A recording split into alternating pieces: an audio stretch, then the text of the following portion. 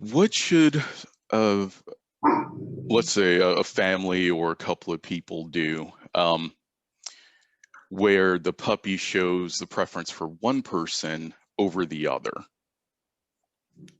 I was just writing that yesterday, actually, one second, Cash. Shush, please. Yeah, it's a person outside. So I'm dealing with a very scared dog here. He likes to growl when he sees new people, but I can't just say hello because as Mhm. soon as it says hello, it stops. So, shush, it's all right, we're here. We're being taped live. So yeah, dogs are dogs, but also dogs are individuals, and that means they have individual needs, feelings. Every dog is completely different, and they have personal preferences, social preferences, and this was one of. Oh, can you take him? Yeah, just there you go. Good dog. Bye bye. Perfect timing.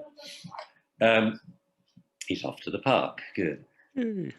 This is actually he's, nearly 2 years old and raised in COVID in middle of nowhere, rural area. Mhm. And because no one noticed the problem till he comes down to California and he's scared of his own shadow, especially people. But he's 2 weeks. He is moving along and he's meeting about now 30, 40 people a day. Yay. And we just tell people, he talks a lot, euphemism, and just ignore him. And if you ignore him, it takes him about 5 seconds. As soon as he sniffs them, he's okay. And he comes back to us and runs up to them again. Anyway, let me start the answer again. So, Okay. dogs are dogs, as we said, we have to understand them, respect them as dogs, but also every dog's an individual. They're a one off and they have their own favorite hobbies, activities, and what have you. But they also have personal preferences, especially social ones. They have best friends, they have best enemies. And this was one of the favorite studies I ever did, looking within the pack with female dogs who were their best male friends. Um, and did this change when they came into heat. And it was an amazing finding. It absolutely did. They had best friends who they spent 24 hours a day with. But when they came in heat, they didn't want to make them. It was two other dogs they liked. And this were, reproduced itself, no pun intended, over several heat cycles. So within a family, naturally, dogs will prefer mum. And then next up will be the little girl. Next up, the little boy. And then last of all, dad. So dogs generally like women more than men, or males, females more than males, and kids more than adults. Okay. Now, depending on who's doing what, those preferences change. So we always test this out in class. I have a family. I say, stand up, space out, all call your dog at once. Goes to mum. And I say, mum, sit down, call the dog, all call at once. Goes to the little girl. So this is how you can look inside the dog's brain, and we call it preference testing. Can we get the dog to display behaviors that let us know what's in here, what it prefers? So obviously two types of treat and take it. They can only take one. Take it. So I switched hands there. Okay, take it. And if you get a score of like 10-0 or 9-1, you know the dog prefers this food to that one. Mhm. Okay, so we can tell which people the dog prefers. Now, that's all just well and good, but what people want to know is how do we change it? It's simple. Um, Dad feeds the dog for 3 days. And if he feeds it by hand, he weighs out the food in the morning and he dispenses the food throughout the day, one piece at a time or 3 or 4 pieces at a time. It just takes 3 days.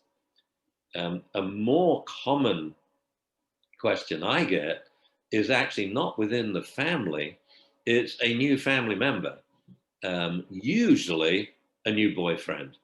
The Mhm. question is, my dog doesn't like my boyfriend. So this is where I say, okay, bring your boyfriend along for the consultation, and I have a little private word with him. And what I say is, whether or not you like dogs, this is not a joke.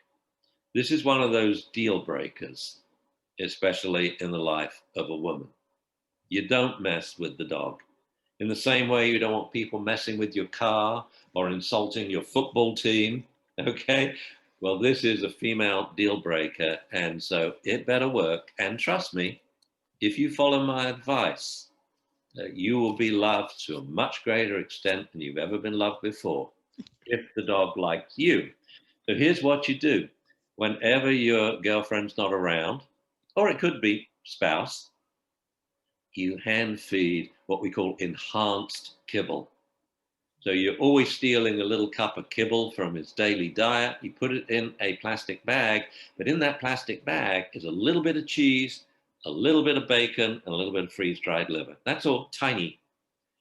You put it in the bag, and an hour later, all the kibble smells like liver, cheese, bacon. Mhm. And what you do whenever your girlfriend gets out the room, you toss a treat to the dog. Then you toss another one, then another one. Soon the dog will be here, you hand feed it. Soon it will be sitting looking at you, you hand feed it. When she comes back, put the bag in your pocket. Don't tell her what you're doing. I've just told her I'm going to have a little word with you, and within 3 days, the dog will love you. Well, in 3 days now, I get a call from the lady, my client, that says, I don't understand this. You know, I go out, I work, I earn all the money to buy dog food and toys, and now the dog won't give me the time of day. He wants to sit in my boyfriend's lap all evening. It's so fast, it's ridiculous. Just do something with the dog and have that something involve toys, or food.